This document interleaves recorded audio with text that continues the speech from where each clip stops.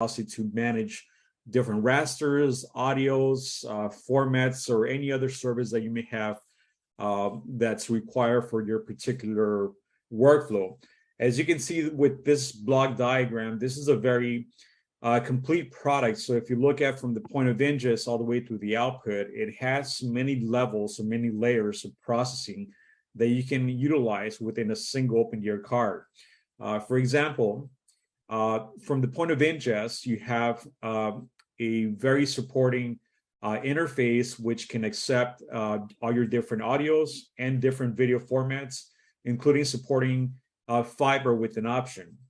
So for example, I can do any format from SD all the way through 12G, or I can even do quad 3G if that's a requirement to conform with the different existing infrastructure of cameras or devices that support that interface, or you can go straight to 12G if that's the requirement. But what's very unique about this is that at every point I can utilize different processing elements within the card to allow me to do my color correction. For example, I can do process my 3D LUTs if I'm using this for on-set or for any particular project. I can also do my HDR, which is part of this product's licensable options.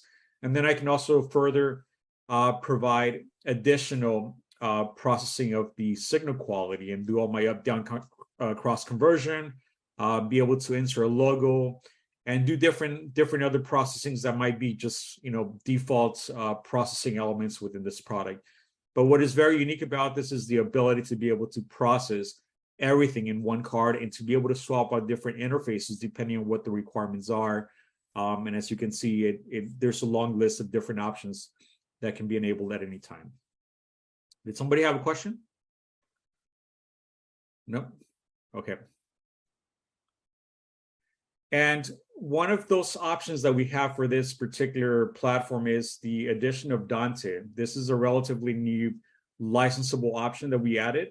Many of our customers have been asking us for a Dante solution, and it so happens that this particular product has had for some time now the performance power to be able to enable that functionality within the same product that you're processing video. So we went ahead and licensed or made this solution available within this platform. So now with this, we're able to process inbound up to 16 Dante channels, or we can send them out once we process them, or take them, for example, from an inbound embedded audio channel blocks and take 16 out and route them out to the Dante interface. So that's one of the options. This is a licensable option, but just one thing that we always want to point out is that if you're going to be working with Dante, just make sure you let your customers or whoever know that this has to be done at the time of purchase and not post-purchase because of some requirements that need to be enabled and testing to make sure that this is a fully functional system before it goes out the door. Another product that is very similar to the 9904, but this is sort of limited in terms of the format support or the raster capability, but it doesn't mean that it's not capable enough to process up to 4 channels. So this is the 9905 MPX. This one allows us to have 4 independent video channels with embedded audios. And again, it also gives the same functionality to be able to bring in Dante AES or embedded audios. And you can route those internally and mix and match within the different video channels that are inbound and create a very, very complex, but yet very flexible way to process all your audio and video within a single platform, which is this 9905. And again, similar to the 9904, you have all those different licensable options. Plus, you also get the ability to process the fiber inbound or outbound. And as Cyril mentioned, you can also adapt the Indigo platform to this. So now you can use this and utilize those 4 baseband video channels to be your outbound or inbound gateway points for the 2110 as well. So again, this is very similar to the 9904, but this is sort of limited to the 3G space. Again, just to be able to give it more flexibility in terms of being able to process multiple video channels with their audios in the same open gear car. And for this particular platform, the audio capability sort of, expands a little more just to give more capability per path or video path. Chris, yep. Sorry, there was a question. What's okay. the video delay? For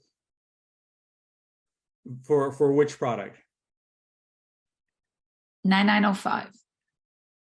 So the video delay in terms of the way it's in relation to the audio, it's whatever. This has a frame sync, and you can make those adjustments within the frame sync for the delay time.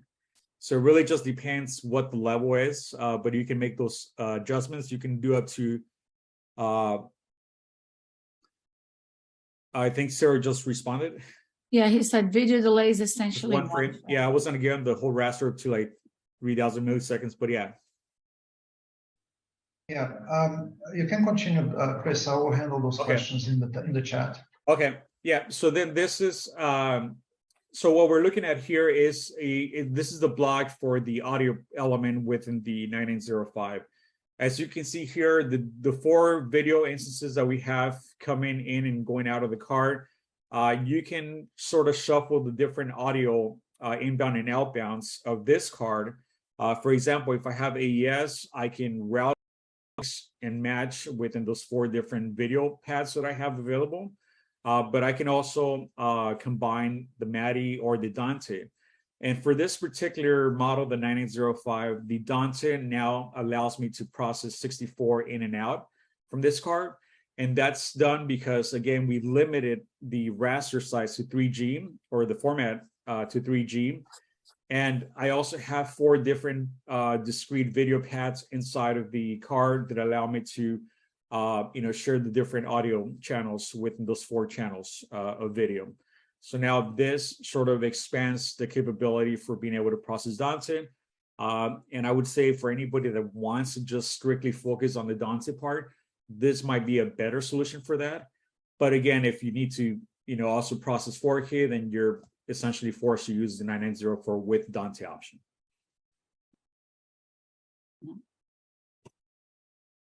And also one of the new products that we have, I believe Susanna mentioned that in the beginning, is the Sapphire bidirectional platform. This is a new design, very functional, useful in terms of what it can offer in terms of real customer requirements demand.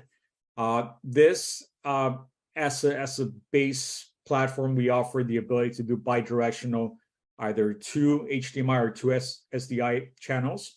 So we can go in and out, and we also take advantage of some of the licensable options that we offer with the other products. For example, color correction and scaling.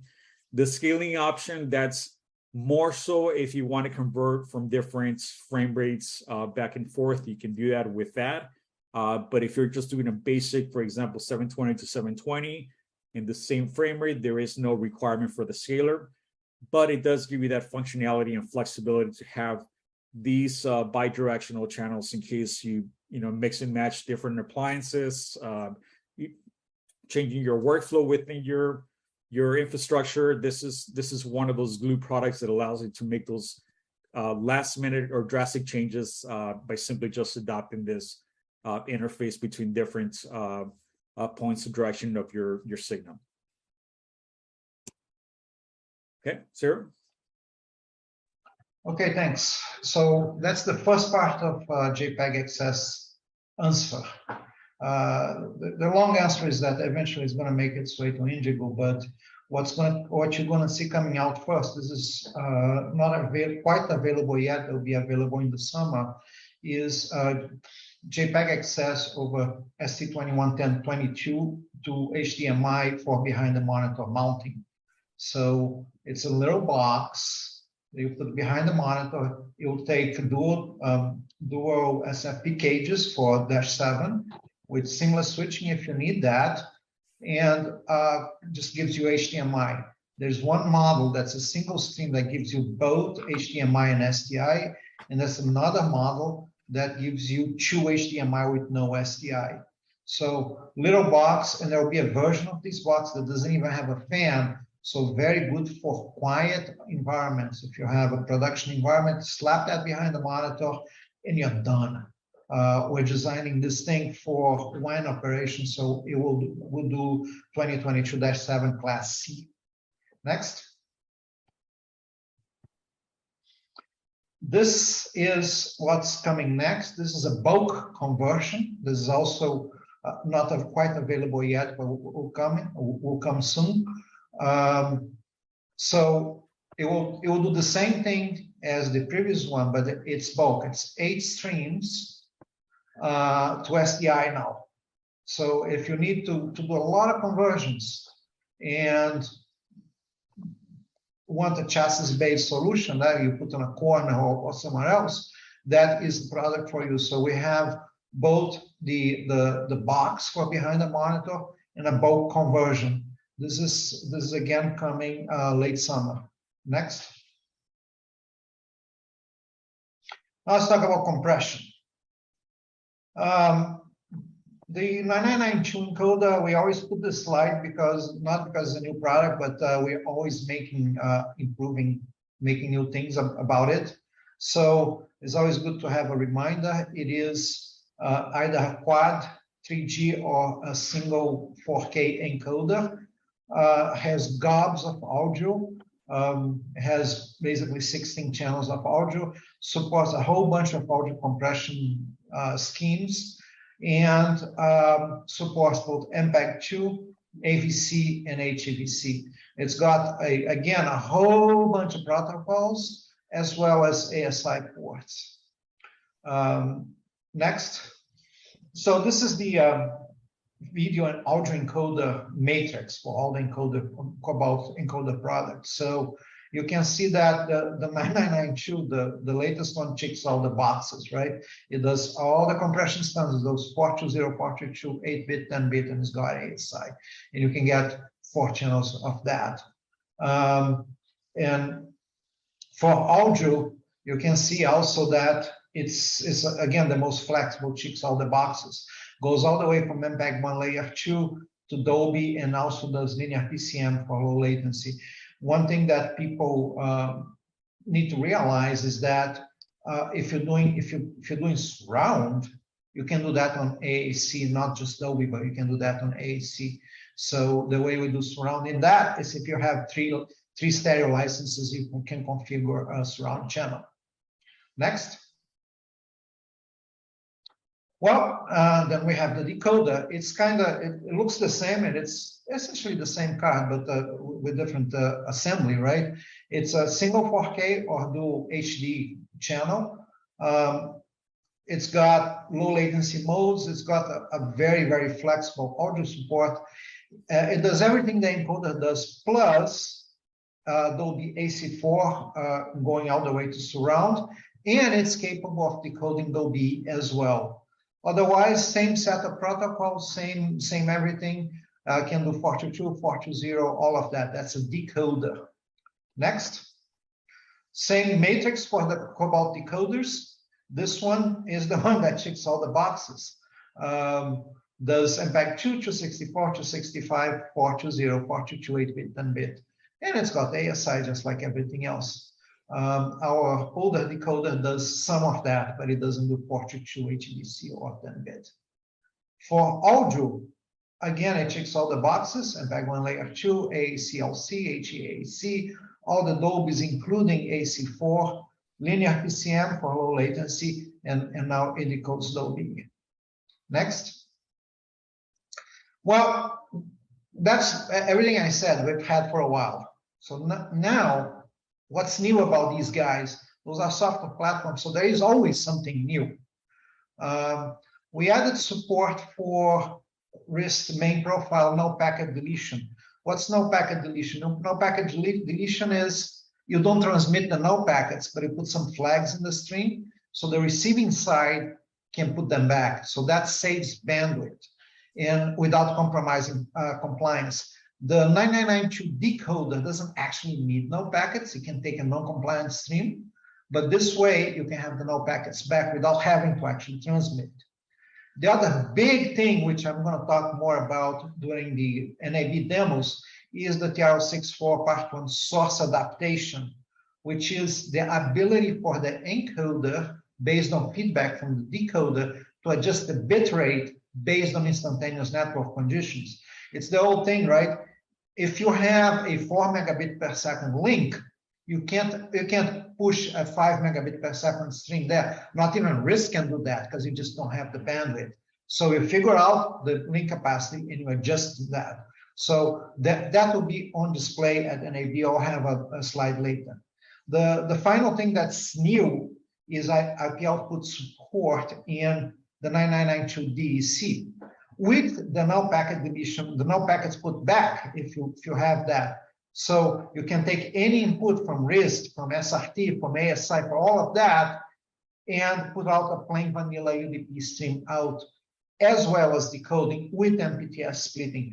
Our old 9990 DEC could do that. This now can do that as well, but with the null packet deletion, the null packet insertion back if you're using that. Next. Let's talk about routers. So, what's new about this router? Nothing. We've had this router for a while now. It's you have 12 by 12 and 24 by 12, 24 by 24, 12 square, 24 square. It's an open gear router, and just reminding you that we have that. Supports all kinds of control protocols, and gives you a very nice 12G router that you can put on an open gear chassis, right? It's a 12 gig router and supports all the SDIs from 12 gig to SDI to SD, as well as ASI and MADI. So that's a product that we had and it's shipping. So what's new is the next slide. This is something that's coming. We debated ourselves, are we showing this or not? We decided to give you some notice that that's coming. This is a 4RU 64 square router with a web interface and all the protocols. So you are now going to have a big Koba router. That's not open gear. That's a standalone router. 4RU high. It's very skinny on the back. It's very skinny. It's a skinny router because you don't need a lot of volume to do a router. And those are called the wave routers. And I think it applies to the other one too, but the wave routers. And that's going to be available on Q3. And you'll see a line of routers coming out of Cobalt in the next months, as well as very nice control panels that we're not ready to show you yet. But this is like, if you came to this presentation, you know that. You heard it here first. Next. Okay, so I will discuss some of the other products that are sort of relatively new, but I think many of our customers and partners are not too aware of these new products that we have. Sort of we touched on that with the Sapphire bidirectional. So this is our SDI to HDMI conversion open gear card. This particular one, we offer this in a 2-channel configuration. So similar to what I mentioned with the Sapphire, the first one, the bidirectional, this one offers, again, the same, the ability to have, besides the conversion, you can do basic, 1080 to 1080 in the same frame rate, or 720 or 720. But at the moment that you're required to convert the frame rate, then that's when you would require to have the scaling license option enabled on this product. But one of the very unique things about this compared to our competition is that we offer frame sync. So frame sync is by default part of the design of this product. And again, you have the same quality that we offer with the more higher end premium products like the 9904, 9905. But in this particular configuration, we offer just a basic conversion primarily for the interface with some flexibility to color correct or convert the raster at the last minute. Again, this is our 2-channel SDI to HDMI.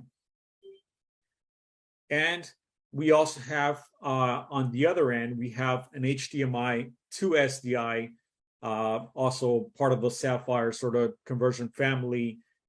This product that also provides the same thing of what I just described, the ability to convert the interface to another interface, in this case, HDMI to SDI, with the ability to have the color correction, and you also get by default the frame sync. In this particular one, we also offer this in a 4-channel. So if you need a little more density or more channels to convert in an open gear frame, this allows you to have that capability to be able to have either a 2-channel or 4-channel. And now, as you can see here, I'm showing here the rear I/O for this particular model. These connectors, these HDMI connectors, are the mini HDMI connectors. I know that in some cases, people prefer to use the regular standard Type A connector, but for this configuration, we went with the smaller connector because we wanted to maximize the amount of channels that we could provide to the customer. So this is why we offer this in this particular configuration, compared to what you saw with the Sapphire bidirectional model, which has the Type A connector, which in that case, we're not using the mini HDMI, but we're using the regular HDMI with the mini HDBaNC connectors for that conversion. So just to keep that in reference in case you're considering one of these solutions for any project. And then this is we've been showing this for some time now. This is our BBG 1300 FR. This is a full-blown open gear frame, but in a very small package that's very portable, very capable, that has a lot of the bells and whistles that you would expect from a traditional open gear frame. But in this very small package is very convenient for a lot of customers that have either a fly pack, remote, truck application where they need to utilize the least amount of real estate within the operations. So with this package, we offer redundant power. So there is no additional redundant power that needs to be added to this. It already comes with the purchase of this frame. We also support by default SNMP, which is a very good function if you're operating within a full-blown broadcast center. And then it has a lot of the advanced networking capabilities that you would expect if you want to configure a very complex connection with this frame. And then the flexibility that you get with the front panel, meaning that you can operate this by connecting through dashboard, or you can utilize the front panel if you need to do some basic adjustments to either, setting an IP address or whatever, just to monitor this, whatever card you have inside. You can utilize the front panel for that. What is also very unique about this is that, it's a Koba product, but you can simply utilize any open gear product within this enclosure. So that means that if you have an open gear compliant rear I/O or the back plane that can fit into any of the open gear frames, you should then be able to utilize that and use this smaller enclosure to basically have a very portable solution for any application. And if you have, in some cases, a requirement to have multiple of these sitting side by side, we also have the ability to rag mount these. Or you can also have a split rear. In some cases, we have products that have the ability to house the same 2 cards in one rear backplane. So that also gives you a certain flexibility to have a little more space, more density when you utilize this product. So again, this is the BBG 1300 FR, and we are already shipping this, and we're certainly using this for any customer that wants to have a very portable solution for just about any application. And again, this is just to illustrate that point. This is an example. For example, we're using this 9905 MPX with the frame. So we've actually used this configuration to perform different sort of processes. For example, when you're on set, on location, if you wanted to grab, for example, a camera's feed, or for example, in this case, the S-Log and apply the 3D LUTs, then I can utilize this portable frame with the 9905. Or if I want to do some level B conversion, I can also utilize this. I don't need the entire, open gear traditional 2RU frame to do that. And also, when I'm, for example, at a sporting event near the field or in a very remote location, I can grab a feed from a studio or a truck and also apply those conversions and bring them into my main processing or to the main program. You can also process BBC LUTs, do whatever you want with this configuration, very portable, again, utilizing one of my very advanced platforms like the 9905, combined with this BBG 1300. Now I have a very efficient, full-blown capable solution that can deliver just about anything within a particular workflow. And again, as I just described of that, it's basically the same product as the 9905. I can have portability and be able to process even Madi or even Dante in some cases, depending on the rear I/O that I have, and just about any format that's applicable to whatever card you have inside of the BBG. Then some other products that we've sort of added to our portfolio now. We have the same traditional BBG throwdown products. In this case, we now offer everything that we've been offering for the fiber mini BBG solutions. Now we have a 12G solution for that. In this particular case, we have this BBG EO 12G that will take fiber to SDI. We have it in the three most popular connectors, ST, LC, FC. With this, I can also do ASI or MADI if needed. And it comes with a 5-year warranty. It's readily available now. And it also has its supported, it's a GUI that allows me to configure this or monitor these small little fiber boxes. So again, this is a new addition to what we already have for 3G. Now it's in the 12G. And then for the opposite, we also have a very similar solution, which is, again, we now take fiber to electrical. So it's the same connector type, just flipping the way the signal travels within this particular throwdown box. Then back to Sarah. Okay, so Bhutan AB demos. This is stuff that you're going to actually see there.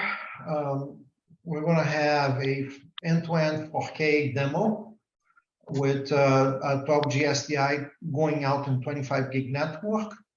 Obviously, we're going to have a PTP Grandmaster in the network coming out of 12G Internet and then 12G SDI. So you will see a actual 4K signal on 2110 going back and forth. Next. Very similar demo showing Quad HD demo. We're going to throw that on a multi-viewer, and you're going to see 4 signals also on a 12 gig Ethernet and coming out on the other side. Something that I don't have a slide for here because it's last minute addition to the demo. We are going to be showing also the Indigo input to our 9992 encoder in the same network, getting some of the same streams. Next.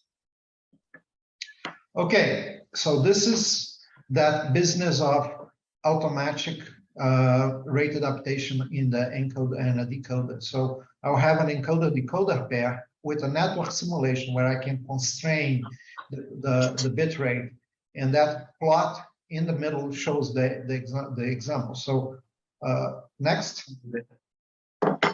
So that first area of operation is a constrained network. So the encoder is actually configured for much higher bit rate, but the simulator is in place. So it figures out where it needs to be and it stays there. Next. At that point, at the end of that, the network is okay. So the encoder figures out, I'm good, the network is good, and then goes to the maximum configured rate. Next. Then I just click a button and I degrade the network, and the encoder figures that out, does a very conservative thing to bring the rate down, and then tries to figure out where it needs to work again. Next.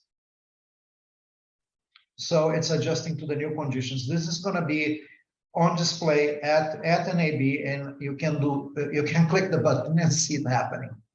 Next. Safe link in the cloud. So I'm going to have a very interesting setup. I have a camera in Champaign, Illinois, talking to, well, connected to, it's actually in my office looking at the street, connected to a 9992 encoder using RISC to send to a SafeLink cloud. SafeLink is just turning it around and sending it back to a physical SafeLink in the show floor, which is now converting it to a standard UDP stream and giving it a 9992 decoder, which is pretending to be a legacy device. It could have received it by itself, but it's just pretending to be a legacy device. Next. So that's the description. Live camera. The SafeLink implements a RISC main profile server, which is the important thing, right? No IT department here had to do anything to any firewalls or open anything. It's all in the cloud. So the SafeLink in the show floor is the one who establishes the connection, but it receives the stream that's showing the power of RISC main profile. Next. And no special configuration. That's what I just said. Next. And back to Susanna. That's it. That's our presentation. Well, thank you very much, Ciro. On the wrist, I know you showed the 9992 slides and all the little dots on the little table there with everything that supports. I just wanted to mention that the 9992 encoder and decoder series that the series already support RISC simple profile, which was the initial RISC development like 3-4 years ago, which offers the compatibility with basically non-RISC systems using standard RTP as the base protocol. So packet loss recovery, multi-link, and IP multicast support. Those are the things that actually Cobalt won awards for, not only for being the first company to implement it, but the only company that had implemented, and some of this implementations are actually unique, only Cobalt has done so far. And the products also support RISC main profile, which includes tunneling, encryption, authentication, like Ciro mentioned before. And now the latest addition is source adaptation that Ciro went through, which again, we're the first company to implement it. So we're always on the forefront of all the RISC development, of course. Ciro is the head of the activity group, the technical group, and also the president of the marketing side of things. So we're always on that, and we came up with a quick brochure, RISC versus SRT, and that's posted on the RISC.tv website. But also we're going to have the brochure printed and available at the Koba booth during the NAB show in case you want to learn more about the differences and a little bit more details about each protocol and what they support and things like that. So just wanted to mention that. Let's see if we have any questions here. Somebody posted something. Well, we are going to be posting this entire recording on YouTube, on the YouTube channel by tomorrow. Also, your sales directors and managers in your regions can send you the set of slides that will also be available. A couple,